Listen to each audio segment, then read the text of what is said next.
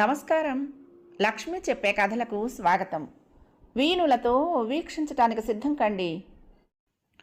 ప్రియ సఖులు, ఇప్పుడు మనం సుప్రసిద్ధ రచయిత్రి శ్రీమతి ఉన్నవ విజయలక్ష్మి గారు రచించిన ఆచరణలో అభ్యుదయం ధారావాహికం నుండి 9వ భాగం వినేద్దామండి. నిజమే కళ్యాణి, నేను అబాండాలు వేస్తున్నాను. నేను కూళ్ళు వేధమని హాయిగా వాళ్ళందరితోటి సినిమా చూసొచ్చిన నువ్వు మంచి మర్యాద తెలియకుండా నన్ను రమ్మని మాట మాత్రమైనా పిలవకుండా నేను వెంట పెట్టిపోయిన వాళ్ళు చాలా మంచివాళ్ళు, అంతేగా, ఇక నన్ను మాట్లాడించకు అనేసి విసురుగా గదిలోకి వెళ్ళిపోతూ కసి చల్లారనట్లు మరొక మాట కూడా విసిరాడు. ఎవరెవరు వెళ్తున్నారు అని అడగాలని నీకు తోచలేదన్నావు. నిజమే, ఎలా తోస్తుంది మరి? ఆ రోజు గుర్తుందా? వేములవాడ ప్రోగ్రాం పెట్టుకున్నప్పుడు ఆఖరి నిమిషంలో శారదక్కయ్య రావటం మానేలేదా? నీకంత ఆలోచన ఎలా ఉంటుందిలే. మొనలు తీరి వాడిగా ఉన్న కంకర్రాయి తీసుకొని సూటిగా గుండెలకు గురిచేసి కొట్టినట్లయింది కళ్యాణికి. చూస్తూ ఉండగానే ఆమె మొహం కళావిహీనమైంది. ఓ రోజు మురళి వాళ్ళు వాసు వాళ్ళ ఇంటికి వెళ్ళారు. వాసు స్నేహితుడి మూర్తి, అతని భార్య మాలతి కూడా వాళ్ళ ఇంట్లో ఉన్నారు. వాసు అందరినీ పరిచయం చేశాడు. మాటల సందర్భంలో వేములవాడ ప్రస్తావన వచ్చింది. మనం దర్శించుకోవలసిన పుణ్యక్షేత్రాల్లో వేములవాడ ఒకటని, అక్కడి ఆలయంలో రాజరాజేశ్వరి దేవికి పూజార్చనలు చేయించి రావాలని తనకు ఎప్పటినుంచో కోరికగా ఉందని శారద అంది. అయితే అందరం కలిసి సరదాగా వెళ్దాం, నాకు రావాలని ఉంది అంది మాలతి. మూర్తికి కారు ఉంది, మీరిద్దరూ కూడా రండి, మా కారులో సరదాగా వెళ్ళొద్దామని మురళిని కూడా ప్రయాణం చేశాడు మూర్తి. కాసేపు కాదని కాసేపు అవునని తర్జన భర్జనలయ్యాక 3 కుటుంబాలు మూర్తి కారులో వెళ్ళి రావడానికి నిర్ణయం జరిగిపోయింది. వెళ్ళటానికి తేదీ కూడా నిర్ణయించుకొని అంతా ఆఫీసుల్లో 2 రోజులు సెలవు తీసుకోవాలనుకున్నారు. తీరా అంతా సిద్ధమయ్యాక ఇంకా రేపు ఉదయం ప్రయాణం అనగా ఆ సాయంకాలం వాసుకి ఆఫీసులో అనుకోకుండా అర్జెంటు పని పడింది. మర్నాడు ఫ్లైట్లో బొంబాయి నుంచి వాళ్ళ కంపెనీ సేల్స్ డైరెక్టర్ వస్తున్నారు. అతను హైదరాబాద్లో ఉన్న 2 రోజులు అతని వెంట ఉండటమే కాకుండా అతనితో పాటు విజయవాడ, వైజాగ్ బ్రాంచీలకు కూడా వెళ్ళి రావాల్సిన బాధ్యత వాసు మీద పడింది. అతను ఆ సెక్షన్ ఇన్ఛార్జ్ కావటం వలన ఎంత లేదన్నా మరో 10-15 రోజుల దాకా వాసు సెలవు తీసుకోవడానికి వీలు పడదు. పోనీ అప్పుడే వెళ్దామా అంటే సరిగ్గా ఆ టైంలో మాలతి తమ్ముడు పెళ్ళుంది. ఆ తర్వాత మూర్తికి టూర్ ప్రోగ్రాం. ఇలా బోలెడు ఇబ్బందులు చాచు కూర్చున్నట్లే ఒకదాని వెంట ఒకటి కనిపించడంతో పెట్టుకున్న ప్రోగ్రాం మారటం ఎందుకని మిగిలిన వాళ్ళందరినీ వెళ్ళి రమ్మని సలహా ఇచ్చాడు వాసు. సరదాగా ప్రయాణమైన వాళ్లల్లో ఒకడు ఉండిపోవటం అంటే అందరికీ ఎలాగో అనిపించినా బట్టలు అవి సర్దేసుకుని దారిలోకి టిఫిన్ల దగ్గర నుంచి తయారు చేసుకొని అంతా రెడీ అయిన ప్రయాణం మానుకోవటం ఎందుకని సరే అంటే సరే అనుకున్నారు. నేను రాను అంది శారద ఉన్నట్లుండి. అది నాకేమైనా ఇబ్బంది అవుతుందని నా కోసం ఉండిపోతున్నావా? రేపు ఎల్లుండి ఈ ఊళ్ళోనే ఉన్నా నాకు ఊపిరి సలపని పని ఉంటుంది. ఇంటికొచ్చి భోజనం చేయటానికి కూడా వ్యవధి ఉంటుందో ఉండదు. ఆ తర్వాత నేను ఎలాగో టూర్లో వెళ్ళాలి. ఈ మాత్రం దానికి నువ్వు ప్రయాణం మానుకోవటం ఎందుకు? సరదాగా వెళ్ళిరా అన్నాడు వాసు. అబ్బే, అందుకోసరం కాదు, నసిగేసింది శారద. మరేమిటి అభ్యంతరం అన్నట్లు 5 జతల కళ్ళు ప్రశ్నార్థకంగా చూశాయి. మీ 2 జంటలు సరదాగా చీలోబూలోమంటూ వెళ్ళిరాక పానకంలో పుడకల్లా నేను పిల్లలు కూడా ఏమిటి అంది శారద నవ్వుతూ. ఆ తర్వాత ఎవరెంత చెప్పినా ఆమె ఒప్పుకోలేదు. చివరికి మూర్తి, మాలతి, మురళి, కళ్యాణి మర్నాడు అనుకున్న వేళటకే మూర్తి కారులో బయలుదేరారు. ఆ శారద గారు క్రితం శతాబ్దంలో పుట్టాల్సిన మనిషి ఏమో అనిపిస్తుంది నాకు. కారు ముందు సీట్లో భర్త పక్కన కూర్చున్న మాలతి అంది. వెనక సీట్లో కూర్చుని చూపు ఆనేటంత దూరం వరకు ఎదురుగా కనిపిస్తున్న నల్లటి తారు రోడ్డుని, దానికి ఇరుపక్కల పెద్ద పెద్ద కొమ్మలతో విశాలంగా విస్తరించుకొని చల్లటి నీడనిస్తున్న మహావృక్షాలని, వాటి వెనుకగా రోడ్డుకు 2 వైపులా ఏపుగా పెరిగి బరువైన వెన్నులతో కోతకు సిద్ధంగా ఉన్న పంటచాలని చూస్తూ పరధ్యానంగా ఉన్న మురళి, కళ్యాణి కూడా ఆవిడ మాటలు విని ఒక్కసారిగా ధ్యాసలోకి వచ్చారు. మీకలా ఎందుకు అనిపించింది అన్నాడు మురళి. లేకపోతే ఏమిటండి, తమ్ముడు తమ్ముడు అంటూ మీ ఇద్దరితో అంత బాగా కబుర్లు చెప్తారు కదా, అటువంటి మీతో ప్రయాణం చేయడానికి ఆవిడకి అంత అభ్యంతరం ఎందుకు పెట్టినట్లు? మేం కూడా ఉండనే ఉన్నాం కదా అంది మాలతి. ఆహా, అదేం కాదు, మన సరదాలకు ఇబ్బందిగా ఉంటుందని మొహమాట పడి ఉంటారు. ఆ మాట అననే అన్నారుగా అంది కళ్యాణి. ఈ మాలతి ఏమిటి ఇలా లేనిపోని అర్థాలు తీస్తోంది అని విస్తుపోతూ. నేను మొదట అలాగే అనుకున్నాను. తర్వాత టిఫిన్ తిని వాష్ బేసిన్లో చేయి కడుక్కుంటూ ఉంటే గదిలో వాళ్ళు మెల్లిగా మాట్లాడుకుంటున్న మాటలు వినిపించాయి. ఎంత చనువున్నా పరాయి మగవాళ్లతో వెళ్ళటం మర్యాదగా ఉండదని, చూసేవాళ్ళంతా ఏమైనా అనుకుంటారని ఏమిటేమిటో అంటోంది ఆవిడ. సరే నీ ఇష్టం అంటూ ఆయన ఊరుకున్నారు. పైకి ఎంతో సోషల్గా ఫార్వర్డ్గా కనిపించేవాళ్ళు మనసులో ఎంతో సనాతనంగా ఆలోచిస్తారు అనిపిస్తుంది నాకు. మాలతి చెప్తూ ఉంటే ముగ్గురు మౌనంగా వింటూ ఉండిపోయారు. ఇప్పుడు ఆ సంఘటన ఎత్తి చూపి ఆనాటి శారద ప్రవర్తనను మెచ్చుకుంటూ ఈయన దగ్గర నుంచి వచ్చిన విసురుకు అర్థమేంటి? పరువు మర్యాద మంచి అన్నీ ఉన్న పెద్ద వంశంలో పుట్టింది కనుక శారద అంత దూరం ఆలోచించింది. నీలాంటి పుట్టుక పుట్టిన దానికి ఆ మంచి చెడ్డలన్నీ ఎలా తెలుస్తాయి? పిలిచిందే చాలు అన్నట్లు ఎవరి వెంటైనా సరే పడిపోతావు అన్న అర్థంతో అన్నారా? ఈ ఊహ ఆమె ఒంట్లో ఉన్న రక్తాన్నంతా నీరుగా మార్చేసినట్లుంది. వారు లేకుండా ఇంకొక కుటుంబంతో కలిసి సినిమాకి వెళ్ళొచ్చినందుకే నేను మంచి మర్యాద లేనిదాన్ని అయిపోయానా? ఈ మాత్రానికే నా ప్రవర్తన నలుగురు వేలెత్తి చూపించేదయ్యిందా? ఆనాటి వారి ఉదాత్తమైన భావాలు నలుగురు అతి సామాన్యంగా ఆలోచించే విధానంలో నేను ఆలోచించలేను. నలుగురు నడిచే బాటే సరైనది, మరొక కొత్త మార్గం వెంట నడవటం అంటే అది కొరివితో తలగొక్కున్నట్లే అని నేను నమ్మను అంటూ ఆనాడు అనురాగంతో నన్ను హక్కును చేర్చుకున్నవారు ఇవాళ ఎందుకు ఇలా ఆలోచిస్తున్నారు అని మదన పడిపోతూ చాలాసేపు అలా గడపవారి నిలిచిపోయి చివరికి మరి నిలబడటానికి కూడా శక్తి లేక మెల్లగా గదిలోకి వెళ్ళింది కళ్యాణి. అప్పటికే మురళి పెద్దలేట ఆర్పేసి తన మంచం మీద దుప్పటి ముసుగు పెట్టుకొని పడుకున్నాడు. అది నిద్ర అవునో కాదో ఆమెకు తెలియలేదు, కానీ కొంచెం సేపటి క్రితం జరిగింది తలుచుకుంటూ అతన్ని చూస్తూ ఓ నిట్టూర్పు విడిచి వెళ్ళి తన మంచం మీద వాలిపోయింది. ఆ మధ్యాహ్నం ఒక మంచి నవల చదివాను, ఆ సాయంకాలం శాంత వాళ్ళతో సరదాగా ఒక మంచి సినిమా చూశాను అనే సంతోషం, అనుభూతి మచ్చుకైనా మిగలకపోగా బరువైన గుండెలతో కళ్ళు మూసుకుంది నిద్ర లేకపోయినా. తెల్లవారింది. మురళిలో ఆవేశం చాలా వరకు దిగజారిపోయింది. తను చేసిన పనికి అన్న మాటలకు పశ్చాత్తాపం కలగసాగింది. కళ్యాణి మొహం చూడాలంటేనే, ఆమెను పలకరించాలంటేనూ బిడియంగా ఉంది. అందులోనూ కళ్యాణి కూడా చాలా ముభావంగా అంటీ ముట్టనట్లు ఉండటంతో మురళికి ఆమెను పలకరించాలంటేనే ధైర్యం చాలటం లేదు. అలాగే కాఫీ తాగి స్నానం చేసి భోజనం చేసి ఆఫీస్కి వెళ్ళాడు, కానీ అక్కడ ఏ పని చేయబుద్ధి కాలేదు. ఇంటికి వెళ్ళాలి, కళ్యాణిని పలకరించి బ్రతిమలాడుకోవాలి అనే ఊహ మనస్సును నిలవనీయకుండా చేస్తున్నా ఏదో అభిమానం మరేదో మొహమాటం అడ్డొచ్చి అప్పటికప్పుడు ఇంటికి వెళ్ళిపోయే ఆలోచనకు కళ్ళెం వేశాయి. అలాగే సాయంత్రం దాకా గడిపి ఇంటికొచ్చాడు. ఒడిలిపోయిన మొహం, నలిగిన చీర, రేగిన జుట్టు, వాడిపోయిన మల్లె చెండులా ఉంది కళ్యాణి.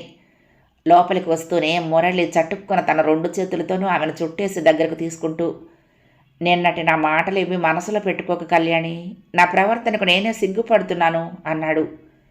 కళ్యాణి ఏమీ మాట్లాడలేదు. నా మీద నీకు బాగా కోపంగా ఉంది కదూ? గడ్డం పట్టుకుని ఆమె మొహం పైకెత్తి బిడియంగా చూస్తూ అన్నాడు. కళ్యాణి ఉదాసీనంగా తలవాలు చేసుకుంది.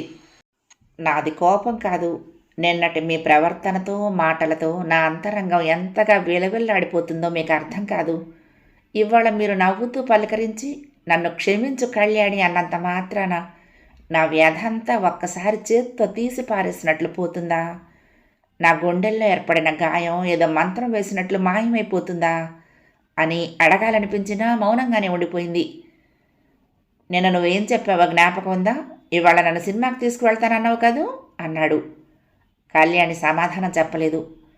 త్వరగా తయారవు, మరి నేను కూడా సాయం చేస్తాను, నిన్నట్లా కాదులే. గంభీరంగా ఉన్న వాతావరణాన్ని చెదరగొట్టాలని అతను నవ్వుతూ అంటూ ఉంటే, నాకు ఇవాళ ఎక్కడికి రావాలని లేదు అంది కళ్యాణి పొడిగా. చూడు, ఏ విషయమైనా ఎప్పటికప్పుడు మర్చిపోవాలి, కానీ అదే మనసులో పెట్టి కూర్చుంటే ఎలా? దీర్ఘ కోపం కూడదు అంటారు మన పెద్దలు, వినలేదా? అందున జరిగిన దానికి నేను పశ్చాత్తాపడుతున్నాను అని బ్రతిమాలుకుంటున్నప్పుడు కూడానా? అతని గొంతులో సుళ్ళు తిరుగుతున్న వ్యధ వ్యక్తమవుతోంది. నాకు కోపమేమీ లేదు, ఇవాళ ఎక్కడికి రావాలనిపించడం లేదు అంతే అని మెల్లిగా అతని చేతులు విడిపించుకొని లోపలికి వెళ్ళిపోయింది.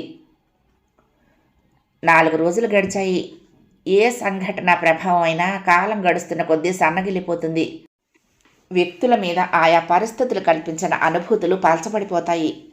కళ్యాణి క్రమంగా మామూలు మనిషి అయింది. సాయంకాలం మురళి ఆఫీసు నుండి వస్తూ బజార్లో కొని తెచ్చిన చామంతి పువ్వుల చెండు కళ్యాణి చేతికి అందిస్తూ, ఈ మధ్య నువ్వు పువ్వులు కొనుక్కోవటం మానేసావేం అన్నాడు. నాకేమిటో దేని మీద సరదా ఉండటం లేదు తెచ్చిపెట్టుకున్న గాంభీర్యంతో అంది. ఇంకా నేను అలాంటి మాటలు వినదలుచుకోలేదు. ఇవాళ నువ్వు నాతో సినిమాకో షికారుకో వచ్చి తీరాల్సిందే, లేకపోతేనా? కళ్యాణిని మించిన గాంభీర్యం నటించాడు. లేకపోతే? రాబోతున్న నవ్వును పెదవుల మధ్య బిగబట్టింది కళ్యాణి అతని మాటలను రెట్టిస్తూ. అమాంతంగా నిన్నిలా నా 2 చేతుల్లోకి తీసుకుని తిన్నగా ఏ పార్కుకో సినిమా హాల్లోకో తీసుకువెళ్ళి అక్కడ కోలేస్తాను అన్నాడు. అతను సరదాగా నవ్వేస్తూ ఉంటే కళ్యాణి శృతి కలిపింది. కాసేపటి తర్వాత ఇద్దరు పార్కులోకి వెళ్ళి కూర్చున్నారు. ఆసరికే పార్క్ అంతా పిల్లలతో పెద్దలతో చాలా కోలాహలంగా ఉంది. గుంపులుగాను జంటలుగాను ఒక్కో దగ్గర ఒంటరిగాను పచ్చిక మీద సిమెంట్ బెంచీల మీద కూర్చుని ఉన్నారు జనం. బెలూన్లు, చిప్స్, ఐస్ ఫ్రూట్లు అమ్మే అబ్బాయిలు వాటిని చేతుల్లో పట్టుకుని వాళ్ళందరి మధ్య పచార్లు సాగిస్తున్నారు. వాళ్ళకి కాస్త దూరంలో కూర్చున్న మురళి, కళ్యాణి కబుర్లు చెప్పుకుంటూ ఆ సందడినంతా చూస్తున్నారు. మీరిక్కడ ఉండిపోయారా, ఇంతసేపు చూడనే లేదు అన్నట్టు ఓ అబ్బాయి గబగబా వచ్చి చిప్స్ అంటూ ఆ పొట్లాలు వాళ్ళ మొహాల ముందు ఓసారి గలగలనాడించాడు. అక్కర్లేదు అంటూ చెయ్యి ఊపాడు మురళి. పరధ్యానంగా ఉన్నవాళ్ళు ఉలిక్కి పడేలా అలా అరచాడేమిటి బాబు అంది కళ్యాణి వెళ్ళిపోతున్న అబ్బాయి వంక చూస్తూ. నీ ఉలికిపాటుని గురించి ఏం చెప్తావు? అక్కడ అటు పిల్లలతో వచ్చిన వాళ్ళ అవస్థ చూడు అన్నాడు మురళి. ఇంటి వాతావరణంలో విసిగిపోయి కాసేపు ప్రశాంతంగా కూర్చుందామని వచ్చిన వాళ్లను అసలు స్థిమితంగా కూర్చొనివ్వరు వీళ్ళు. అక్కర్లేదని ఒకసారి చెప్పినా వినిపించుకోకుండా ఒకరి తర్వాత ఒకరు అలా వస్తూనే ఉంటారు. ఎలాగలా బేరం చేసుకోవాలని వాళ్ళ ఆరాటం. మన విసుగు చిరాకు వాళ్ళేం పట్టించుకోరు. మరి పెద్దవాళ్ళమైతే మన ధోరణిలో మనం ఉంటాం కానీ పిల్లలు ఊరుకోరుగా. పెద్దవాళ్ళని బ్రతిమాలుకునో ఏడ్చో కోపగించుకునో తమకు కావాల్సింది కొనిపించుకుంటారు. ఆ రహస్యం తెలిసే వీళ్ళు కూడా అలాంటి వారి చుట్టుపక్కలే తాచాడుతూ ఉంటారు అంది కళ్యాణి. చుట్టూ ఉన్న వాళ్ళు ఏమైనా అనుకుంటారేమోననే మొహమాటంతోనూ 10 మంది ఎదుట పిల్లల్ని ఏడిపించడం ఇష్టం లేకనో విధి లేనట్లు కొనిపెడతారే కానీ కొంతమంది నిజంగా కావాలని ఇలాంటి ఖర్చు చెయ్యరు. ఇంట్లో కొట్టినా తిట్టినా బయట ఏమీ అనరు కదా అనే ధైర్యంతోనే కొంతమంది పిల్లలు ఇలా మంకుపట్టు పడతారు. అది సరే, అందరి పిల్లల గురించి ఇన్ని కబుర్లు చెప్పుకుంటున్నాము. రేపు మన అబ్బాయి ఏం చేస్తాడో చూడాలి. మురళి కళ్ళల్లో చిలిపిదనం చిందులేస్తూ ఉంటే కళ్యాణి కళ్ళల్లో మొహంలో అదే విధమైన కాంతి మెరిసిపోయింది. బిడియంగా తల తిప్పేసుకోబోతూ ఉంటే చటుక్కున ఆమె చెయ్యి అందుకుని వేలికి ఉన్న మంచి ముత్యపు ఉంగరంతో ఆడుకుంటున్నట్లు అటు ఇటు కదిలిస్తూ అన్నాడు. అన్ని దొంగ కబుర్లు. చదువుకుంటాను, పరీక్షలు రాస్తాను, డిగ్రీ తెచ్చుకుంటాను అని చెప్పి కళ్ళతోనే వెక్కిరిస్తూ ఉంటే కళ్యాణి మూతి ముడుచుకుంది. అలా చూడకు మరి. పోనీలే, మరేం దిగులు పడకు. ముందు పరీక్షలు అయిపోయాక అప్పుడు ఆ పరీక్షలో పాస్ చేయించే పూచి నాది. చూద్దాం అన్నాడు. జలతరంగిణి మోగించినట్లు నవ్వింది కళ్యాణి. సాయంకాలం 6 గంటలు కావస్తుంది. సూర్యుడు పూర్తిగా అస్తమించకపోయినా ఆకాశం నిండా దట్టంగా మబ్బులు కమ్మివేయటం వలన కనుచీకటి పడినట్లుంది. మురళి గదిలో లైట్ స్విచ్ వేస్తూ, బసంతులోకి కొత్త సినిమా వచ్చింది, వెళ్దామా? వెంటనే బయలుదేరితే టిక్కెట్లు దొరుకుతాయి అన్నాడు. ఇప్పుడేం సినిమాలు ఎదురు, బయట చినుకులు కూడా పడుతున్నట్లున్నాయి. అయినా నాకు ఇప్పుడు ఎక్కడికి వెళ్ళాలని లేదు. కాసేపు కళ్ళు మూసుకుని పడుకుంటే బాగుండుని అనిపిస్తోంది అంది తలగడి మీదకు వాలి కూర్చుంటూ. ఇంట్లో పని అది చేసుకోవటం నీకు అలసటైపోతుంది. విశ్రాంతి తీసుకో అని ఎంత చెప్పినా వినవు. సరే, కాసేపు నిద్రపో అన్నాడు. ఎటూ కాని వేళ ఇప్పుడు నిద్ర ఏమిటి? ఎక్కడికి రావాలని లేదన్నాను కానీ మీకేమీ తోచడం లేదు కాబోలు. నాతో కబుర్లు చెప్తూ కూర్చోండి, కాలక్షేపం అయిపోతుంది అంది తన పక్కగా చోటు చూపిస్తూ. మురళి దగ్గరగా వచ్చి మంచం మీద కళ్యాణి పక్కగా కూర్చుని మొదలుపెట్టాడు. సరే అయితే విను మరి. రేపటి నుంచి ఓ వంట మనిషి కోసం ప్రయత్నం చేస్తాను అన్నాడు. బాగుంది, మాట్లాడటానికి మీకు మంచి టాపిక్గా దొరికింది. 2 మనుషులకి వండి పెట్టడానికి మరొక మనిషి కావాలా? అయినా వంట మనిషిని పెట్టుకుంటే మాత్రం మనం ఏమీ చూసుకోనక్కర్లేకుండానే అయిపోతుందనుకున్నారా? వాళ్ళ వెంట ఉండి అన్నీ చెప్పి చేయించుకునే బదులు ఆ కాస్త వంట నేనే చేసుకుంటే ప్రాణానికి హాయిగా ఉంటుంది. అదీ కాకుండా వాళ్ళు ఎంత దుబారా చేస్తారో తెలుసా? మీ శారదక్కయ్య వాళ్ళ చుట్టాలింట్లో ఓ వంట మనిషి ఉండేదిట. ఆ ఇంటి ఇళ్ళాలకి ఏ పని చూసుకోవటానికి శ్రద్ధ లేక పాలు, మజ్జిగలు, కాఫీలు అన్నీ చూసుకోవటం ఆ వంట మనిషి మీదే పెట్టేసేదిట. ఇది బాగానే ఉందనుకుంది ఆవిడ. బుద్ధి పుట్టినప్పుడల్లా గ్లాసుడు పాలు ఇంత పంచదార కలుపుకొని తాగేస్తూ ఉండేదిట. సాయంత్రం అయ్యేసరికి అలా 4 గ్లాసుల పాలు తరిగిపోతే ఇంకా ఖాళీ గిన్నె మిగిలితే అమ్మగారు ఏమనుకుంటారోనని తను గ్లాసుడు పాలు తీసుకున్నప్పుడల్లా ఓ గ్లాసుడు నీళ్లు ఆ పాల గిన్నెలో పోసేస్తూ ఉండేదిట. పర్వాలేదే, ఆవిడెవరో బ్రతక నేర్చిన మనిషి అన్నమాట అన్నాడు. నా మొహంలే. ఆ బ్రతక నేర్చిన వంట మనిషి సంగతి చెప్పనివ్వండి. రోజు ఆ పిల్లల పెరుగు కోసం పేచీ పట్టడం, ఇదిగో పట్టండి అంటూ ఈ వంట ఆవిడ గెరిటితో తీసి వాళ్ళ చేతుల్లో వేస్తూ ఉంటే, ఓహో ఉత్త నీళ్ల మధ్యకు మాకు అక్కర్లేదు అంటూ వాళ్ళ కాంచాల ముందు నుంచి లేచిపోవటం. నేనేం చేయనమ్మా, ఆ మాయదారి పాలవాడు కటిక నీళ్లు పోస్తున్నాడు అంటూ వంట ఆవిడ సంజాయిషి ఇవ్వటం. ఇలా 4 రోజులు గడిచాక ఆ ఇల్లాలు అసలు సంగతి గ్రహించి 5వ నాటి నుంచి పాల పెత్తనం హస్తగతం చేసుకుందిట. దాంతో ఆ వంట ఆవిడకి పౌరుషం వచ్చి అసలు వాళ్ళ ఇంట్లో పనే మానేసిందిట. ఆ ఇల్లాల స్థితి మళ్ళీ మొదటికి వచ్చిందిట. నవ్వుతూ అని, అందరూ అలాగే ఉంటారని కాదనుకోండి అంది. అదంతా సరేలే, వాళ్ళు వెంట ఉండి పనులు చేయించుకోవటం అన్నీ చూసుకోవటం నీ వల్ల కాదు అనుకుంటే క్యారియర్ తెప్పించుకుందాము, అంతేకాని నువ్వింక ఇలా హైరాణ పడటం నేను చూస్తూ ఊరుకోలేను అన్నాడు మురళి మధ్యలోనే అందుకుని. ఇప్పటి నుంచే ఇంత హడావుడి చేస్తున్నారేమిటి? అవసరమైనప్పుడు ఆ హోటల్ భోజనం చేయక ఎలాగూ తప్పదు, అప్పుడే చూసుకోవచ్చు అంది. కిటికీలో నుంచి వస్తున్న చల్లటి గాలికి కళ్యాణి ముంగురులు చెదిరి ఆమె మొహం మీద దూపుచ్చులాడుతూ ఉంటే సుతారంగా వాటిని వెనక్కి తోస్తూ అన్నాడు మురళి. నీకిష్టమని చేశాను కళ్యాణి అంటూ మీ శాంతి అక్కయ్య ఏవేవో పచ్చళ్ళు పులుసులు పంపిస్తూ ఉండేదిగా, అవి ఉంటే నీ పని కాస్త తేలికయ్యేది. ఈ మధ్య బొత్తిగా ఏమీ ఇస్తున్నట్లు లేదు అన్నాడు. కళ్యాణి వేవేళ్లతో సతమతమవుతూ ఏదీ చేసుకునే ఓపిక లేక, ఎలాగో తాంటాలు పడి చేసుకున్నది నోటికి హితవు లేక ఇదవుతున్న రోజుల్లో ఈ పచ్చడి నీ నోటికి రుచిగా ఉంటుందేమో చూడు అంటూ ఏవేవో అధరువులు కళ్యాణి వద్దంటున్నా వినకుండా పంపిస్తూ ఉండేది శాంత. ఈ మధ్య అవి అంతగా రావటం లేదు, కారణం ఏమిటి అన్నట్లు కళ్యాణిని అడుగుతూ ఉండగానే మురళి మనసులో ఓ సమాధానం మెదిలి అతని మొహం అదోలా అయిపోయింది. 3 నెలల క్రిందట కళ్యాణి శాంత వాళ్ళ కుటుంబంతో సినిమాకి వెళ్ళటం, ఆ రాత్రి ఆమె తిరిగి రాగానే తన పెద్ద రాద్ధాంతం చేయటం, అది మనసులో పెట్టుకున్న కళ్యాణి వాళ్లతో స్నేహాన్ని తగ్గించేసుకుందా? లేకపోతే ఈ గొడవంతా తెలిసి ఆవిడే మునపటిలా చనువుగా ఉండకుండా ముభావంగా ఉంటుందా?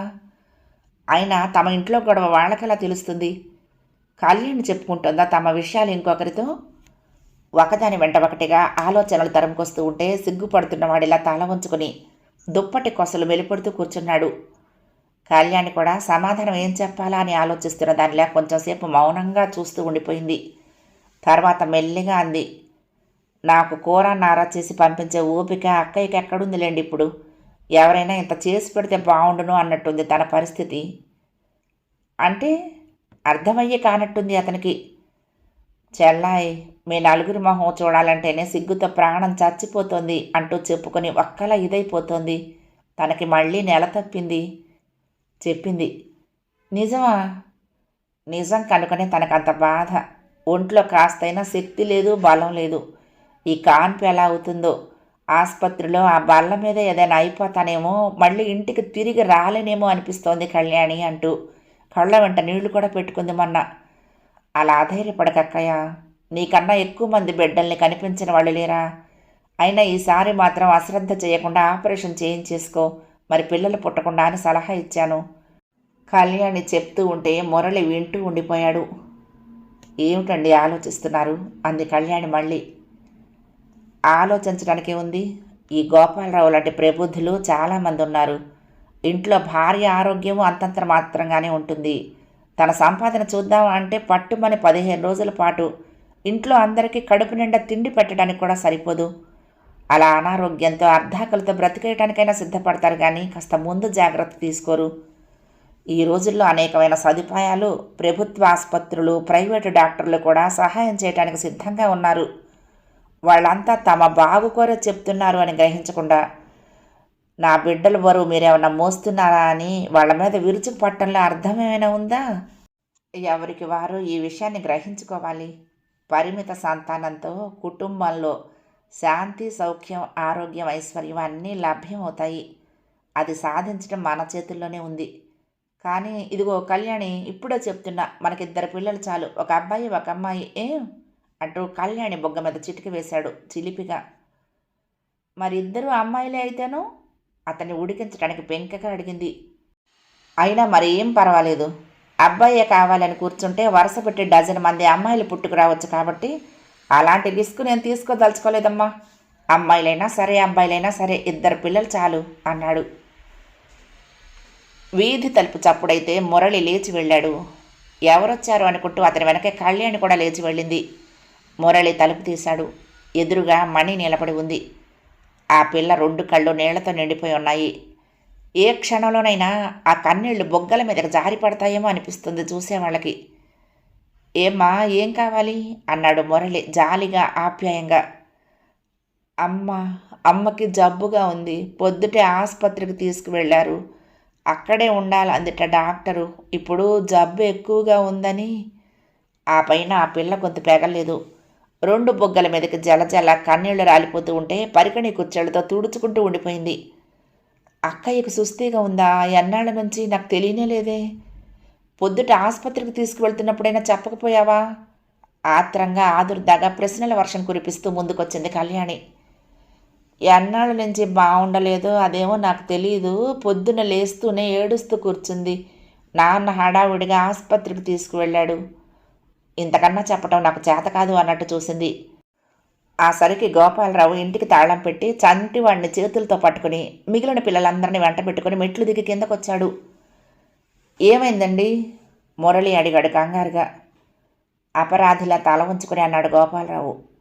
అబార్షన్ కావటానికి ఏదో తిన్నదిట, అది వికటించింది. ప్రొద్దున డాక్టర్కి చూపిస్తే 4 చీవాట్లు పెట్టి ఆసుపత్రిలో చేర్చమని చెప్పింది. మరేం పర్వాలేదని ధైర్యం కూడా చెప్పింది. మరి తర్వాత ఏమైందో, పరిస్థితి కాస్త కంగారుగా ఉందని, శాంత పిల్లలందరినీ చూడాలని కలవరిస్తోందని ఇప్పుడు ఆఫీస్కు ఫోన్ చేసింది. ఆఫీసులో పని ఎక్కువగా ఉండటం వల్ల నేను సెలవు పెట్టడానికి వీలు లేకపోయింది. ఇంకా ఇప్పుడు వచ్చి పిల్లల్ని తీసుకువెళ్దాం అనుకుంటున్నాను, ఇంతలో ఫోన్ వచ్చింది. కళ్యాణి మురళి మొహాలు చూసుకున్నారు. కాసేపటి క్రితం తాము మాట్లాడుకున్న విషయమే ఇప్పుడు వినవలసి రావటం వాళ్ళిద్దరికీ ఆశ్చర్యంగా మరొక పక్క నుంచి కంగారుగా ఉంది. పక్కకు తిరిగి కళ్ళు తుడుచుకుంటున్న గోపాలరావును ఉద్దేశించి, ఆధైర్యపడకండి, వదిన గారు క్షేమంగా ఇంటికి తిరిగి వస్తారు. పసివాళ్ల ముందు మీరు ఇలా అయిపోతూ ఉంటే వాళ్ళు మరీ బెంబేలు పడిపోరా అన్నాడు.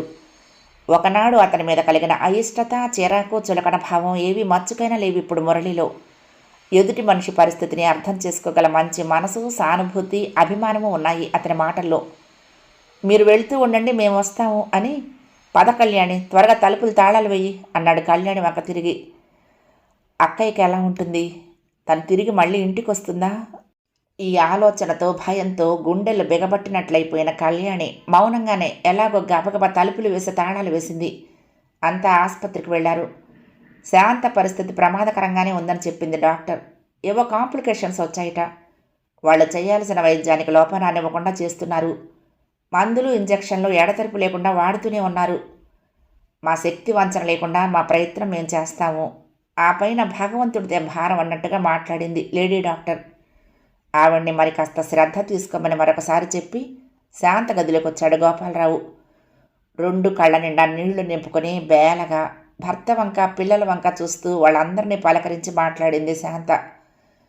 ఏం మాట్లాడాలో తెలియని దానిలా గుడ్లు పెట్టుకొని భయంగా, జాలిగా, మందలింపుగా, ధైర్యం చెప్తున్నట్లుగా అనేక భావాలను చూపులతోనే వ్యక్తం చేస్తూ నిలబడిపోయిన కళ్యాణిని దగ్గరగా రమ్మని పిలిచి మృదువుగా ఆమె చెయ్యి నిమురుతూ, చెల్లాయ్, 7వ నెల రాగానే పసుపు కుంకుమ ఇచ్చి సూడిదలు ఇద్దామనుకున్నాను. ఆ రోజు మిమ్మల్ని మా ఇంటికి భోజనానికి పిలిచి మీకు ఇష్టమైనవన్నీ చేసి విందు చేద్దామనుకున్నాను. కానీ ఇంక ఏమీ చెయ్యలేకపోతానేమో. నువ్వు మాత్రం నా పిల్లల్ని కాస్త కనిపెట్టుకుని చూడాలి. శాంత గొంతు మరి పెగల్లేదు. కనుకొసల నిలిచిన నీటి బిందువులను మునివేళ్లతో అద్దేసుకుంటూ గబగబా, అక్కయ్య అలా అనకు, నీకేం భయం లేదు. నీ బిడ్డలకు వచ్చిన భయం అంతకన్నా లేదు. నువ్వు ఇంటికి తిరిగి రాగానే నేనే వచ్చి నాకు కావలసినవన్నీ నీ చేత చేయించుకు తింటాను, సరేనా అంది నవ్వు తెచ్చుకోవడానికి ప్రయత్నిస్తూ. ఎంత వెర్రిదానివి అన్నట్లు కళ్యాణి వంక చూసి, పోనీ మీరైనా చెప్పండి మరిది గారు, ఆడదిక్కు లేకుండా పోయిన మా కుటుంబాన్ని మీరిద్దరూ కాస్త కనిపెట్టి చూస్తారు కదూ. పిల్లలు బొత్తిగా చిన్నవాళ్ళు. అప్పటికే నర్సు వచ్చి ఏడుస్తున్న పిల్లల్ని బయటికి తీసుకువెళ్ళింది. గోపాలరావు రుమాలు నోటికి అడ్డం పెట్టుకుని ఏడుపు దిగమింగుతున్నాడు. ఇప్పుడు మీకు వచ్చిన భయం ఏమీ లేదు. అయినా మీ పిల్లలకి ఏ లోటు ఉండదు, మీరు వాళ్ళ కోసం దిగులు పడకండి అన్నాడు మురళి. ఒకవేళ శాంతకు నిజంగానే ఏదైనా అయితే ఆవిడ అడిగినప్పుడు ఒక చల్లని మాట అయినా చెప్పలేకపోయానే అని తర్వాత తను బాధపడకూడదనే ఉద్దేశంతో. నీకేమి భయం లేదని డాక్టర్ చెప్పింది శాంత. ప్రశాంతంగా కళ్ళు మూసుకుని పడుకోవలసిన సమయంలో నువ్వేదేదో ఆలోచించి హైరాణ పట్టడం ఏమీ బాగుండలేదు. నేను నీకు ఇందాకనే చెప్పాను కదా, పిల్లల్ని నా ప్రాణం కన్నా ఎక్కువగా చూసుకుంటాను. నీకు వాళ్ళకి కూడా ఎలాంటి అన్యాయం చెయ్యను. ఇదే కాదు నువ్వు నా దగ్గర నుంచి కావాలనుకున్న సమాధానం. నేను ఊరికే ఇప్పుడు నిన్ను సంతోషపెట్టడం కోసం ఈ మాట అనటం లేదు. భగవంతుడు అంత నిర్దయగా నిన్ను మాకు దూరం చేయటం జరిగితే అందుకు నా బాధ్యత కూడా ఉంది కనుక మిగిలిన జీవితం అంతా పశ్చాత్తాపంతో కుమిలిపోతూ నిన్ను తలుచుకుంటూ మన పిల్లల్లో నీ ప్రతిబింబాన్ని చూసుకుంటూ బ్రతుకుతాను. ఓ విధమైన ఉద్విగ్నతతో బాధతో గోపాలరావు చెప్తూ ఉంటే శాంత మొహంలో శాంతితో కూడిన చిరునవ్వు తొణికిసలాడింది. మరి కొంచెం సేపు అది ఇది మాట్లాడాక శాంతకు నిద్ర పట్టింది. కాసేపు కూర్చుని కళ్యాణి మురళి ఇంటికి వచ్చేశారు. ఆ తర్వాత కాసేపు ఉండి గోపాలరావు పిల్లలు కూడా వచ్చేశారు. సాయంకాలం చాలా కంగారు పడ్డారట. ఇక భయం లేదన్నట్లే చెప్పింది డాక్టరు. మరి మా అదృష్టం ఎలా ఉందో అన్నాడు గోపాలరావు. అతనికి కాస్త ధైర్యం చెప్పి, ఇంకా ఇప్పుడు వంట ప్రయత్నం ఏమీ చెయ్యకమని, మీరంతా ఈ 2 రోజులు మా ఇంట్లోనే తిందురు గాని అన్నాడు మురళి. ఎందుకండి ఆవిడకు శ్రమ, అందులోనూ ఈ స్థితిలో అనేశాడు గోపాలరావు మొహమాటంగా. ఎందుకు నాన్న, ఇవాళ సాయంకాలం 5 గంటలకే వంట చేసేసానుగా, రేపటి సంగతి చూసుకుందాం. అయినా నాకేం వంట చేయటం చేత కాదు కనుకనా అంది మణి. తల్లికి ఏటా కాన్పు కావటంతో ఆ పిల్లకు ఊహ తెలిసినప్పటి నుంచి ఆ పని ఈ పని చేయటం అలవాటైపోయింది. ఆదరంగా ఆ పిల్ల తల మీద చెయ్యి వేసి నిమురుతూ సరే వస్తామండి అని మురళికి చెప్పి పిల్లల్ని తీసుకుని మేడ మీదకు వెళ్ళిపోయాడు గోపాలరావు. పోనీలేండి, ప్రమాదం గడిచిపోయిందన్నమాట అంది కళ్యాణి నిశ్చింతగా ఊపిరి పీల్చుకుంటూ. మురళి కళ్యాణి భోజనాలు ముగించుకుని గదిలోకి వెళ్ళి పడుకున్నారు. ఇద్దరికీ చాలాసేపు నిద్ర పట్టలేదు. సాయంకాలం అంతా అడపాదడపా సన్నటి జల్లుగా పడిన వాన ఇప్పుడు కుంభవృష్టిగా కురుస్తోంది. కళ్ళు మిరుమిట్లు గొలిపేలా ఆకాశం ఆ చివరి నుండి ఈ చివరి దాకా మెరుపులు, గుండెలు జలతరించేలా భయంకరంగా గర్జిస్తున్నట్లు ఉరుములు. వాతావరణం అంతా బీభత్సంగా ఉంది. నాకేమిటో భయం వేస్తోందండి, బల్లిలా భర్త గుండెలకు అంటుకుపోతూ అంది కళ్యాణి. ఉరుములు మెరుపులు వాన చూసి పసివాళ్ళలా జడుచుకుంటావా? అనురాగము వాత్సల్యము తొణికసలాడుతూ ఉండగా కళ్యాణి నుదుట ముద్దు పెట్టుకొని వెన్ను నిమిరాడు మురళి. ఆహా, అది కాదు, ఇవాళ మనసు అసలే ఎలాగో ఉంది. అలాంటప్పుడు బయట కూడా ఇలా ప్రళయం ముంచుకొచ్చినట్టుగా ఉంది. ఇంకా దిగులుగా ఏమిటో భయంగా ఉంది. శాంతక్కయ్యకి ఎలా ఉందో. గదిలో వెలుగుతున్న చిన్న బల్బు గబుక్కున ఆరిపోయింది. కిటికీలో నుంచి కనిపించే వీధి దీపపు వెలుగు కూడా కనపడకుండా పోయి ఇంటా బయట కూడా గాఢాంధకారం అలుముకుంది. ఇదేమిటి, నేను సరిగ్గా అక్కయ్యను తలుచుకుంటూ ఉంటే ఎలా అయింది అంది కళ్యాణి కించగా. బాగుంది వరస. ఈ గాలికి వానకి ఏ చెట్టు కొమ్మ విరిగి ఎలక్ట్రిక్ వైర్ల మీద పడి ఉంటుంది, కరెంటు పోయింది. దానికేవో అర్థాలు తీయటం ఏంటి? కళ్ళు మూసుకొని పడుకొని నిద్ర పట్టించుకో, ఇంకేం ఆలోచించకు. కళ్ళ మీదకొస్తున్న నిద్ర మత్తుతోనే మందలింపుగాని నిద్రలోకి జారిపోయాడు మురళి. కళ్యాణికి మాత్రం వెంటనే నిద్ర పట్టలేదు. రాత్రిలో చాలా భాగం ఆలోచనలతోనే గడిపి ఏ తెల్లవారగట్లో ఓ కోడి కొనుకు తీసి లేచింది. నిద్ర లేకపోవటం వల్ల కళ్ళు మండుతున్నాయి, తలనొప్పిగా ఉంది. అలాగే బద్ధకంగా పనుల్లోకి జరబడిపోయిన కళ్యాణికి పైనుంచి ఒక్కసారిగా గుళ్ళమన్న ఏడుపు వినిపించి గుండెలు పట్టుకుపోయినట్లు అలాగే నిలబడిపోయింది. సందేహం లేదు, ఆ ఏడుపు మాణి వాళ్ళదే. ఆమె అనుకుంటూ ఉండగానే మురళి గబుక్కున లేచి మేడ మీదకు పరిగెత్తాడు. అతని వెనకే కళ్యాణి, ఆ వెనక పక్క వాటా వాళ్ళు అంతా పైకి చేరారు. అప్పటికే మేడ మీద మరొక వాటాలో ఉంటున్న మెహతా వాళ్ళ కుటుంబం గోపాలరావు ఇంట్లోకి వచ్చేసరి కంగారుగా. ఆ అందరూ వినగలిగింది ఒక్కటే కబురు. శాంత ఆ ఉదయమే కళ్ళు మూసింది. పిల్లల్ని కౌగిలించుకొని గుండెలు కుమిలిపోయేలా ఏడుస్తున్న గోపాలరావును చూస్తూ ఉంటే ఆ క్షణంలో అందరి మనసులు జాలితో నిండిపోయి అందరి కళ్ళలోనూ సానుభూతి సంతాపాలతో కూడిన కన్నీరు ఉబ్బికి వచ్చింది. అయితే అందరి మనసుల్లోనూ ఏ మూల నుంచో ఇప్పుడు ఏడిస్తే ఏం లాభం, చేజేతులా చేసుకున్నదే కదా అనే భావం తొంగి చూసింది. కళ్యాణి మాత్రం తన సొంత తోబుట్టు పోయినట్లే విలిపించింది. ఎంత పనిచేసావు అక్కయ్య, 7 బిడ్డల్ని కనిపించిన నీకు ఈ ఒక్క బిడ్డ బరువైపోయిందా? దానిని ఈ లోకంలోకి రాకుండా చెయ్యాలని నీకెందుకు ఇంత పట్టుదల వచ్చింది? ముందు నుండి జాగ్రత్తగా ఉంటే సరిపోయేది కదా. ఈ గర్భం నిలవకుండా చేయాలనే ప్రయత్నంలో నువ్వు నీ ప్రాణాలనే పోగొట్టుకున్నావు కదా. ఈ కాన్పుకు తట్టుకునే శక్తి నీకు లేదనుకున్నప్పుడు ముందే తగిన జాగ్రత్తలు తీసుకో అక్కర్లేదా? అనేక విధాలు తలుచుకుంటూ బాధపడింది కళ్యాణి. పిల్లల్ని దగ్గరకు తీసుకుని ఓదార్చింది. ఆ కుటుంబాన్ని, ఆ ఇంట్లో ఉండే మిగిలిన 3 కుటుంబాలు అనేక విధాలా ఆదుకున్నారు ఓ 4-5 రోజులు. తర్వాత అటు శాంత వైపు వాళ్ళు, ఇటు గోపాలరావు వైపు వాళ్ళు కొంతమంది వచ్చారు. వాళ్ళిద్దరి తల్లిదండ్రులు లేరిప్పుడు. ఆ వచ్చిన వాళ్ళు ఓ వారం 10 రోజులుండి తిరిగి వెళ్ళిపోతూ మరీ చిన్న పిల్లలనైనా తమతో తీసుకువెళ్తామన్నారు. ఓహో, నా బిడ్డలంతా నా కళ్ళ ముందు ఉండాల్సిందే, నేను వాళ్ళని ఎక్కడికి పంపించను అన్నాడతను. ఇల్లు చూడటానికి ఆడదిక్కు కావాలిగా, మళ్ళీ పెళ్లి చేసుకో అని సలహా ఇచ్చిన వాళ్ళు కూడా లేకపోలేదు. అతని వయసు ఇంకా 35 ఏళ్ళు. నా పాటలేవో నేను పడతాను, నాకు మీ ఎవరి సహాయం అక్కర్లేదు, దయచేసి సలహాలు మాత్రం ఇవ్వకండి అన్నాడు అతను తీక్షణంగా. ఆ తర్వాత ఎవరి దారిన వాళ్ళు వెళ్ళిపోయారు. కొన్నాళ్ల పాటైనా ఇక్కడ ఉండి వీళ్ళ బాగోగులు చూడగలిగే వీరు ఎవ్వరికీ లేదు. ఎవరి సంసారాలు, ఇబ్బందులు వాళ్ళకున్నాయి. హోటల్ నుంచి తెప్పించుకుందాం అన్నాడు గోపాలరావు. కొన్నాళ్ల పాటైనా అలా జరగనివ్వాలనే ఉద్దేశంతో. ఎందుకు నాన్న, నేను వండుతాను, నేను ఇంకా స్కూల్కి వెళ్ళను, ఇంట్లోనే చదువుకుంటాను, నేను లేకపోతే చిన్న తమ్ముళ్ళని ఎవరు చూస్తారు అంది మణి.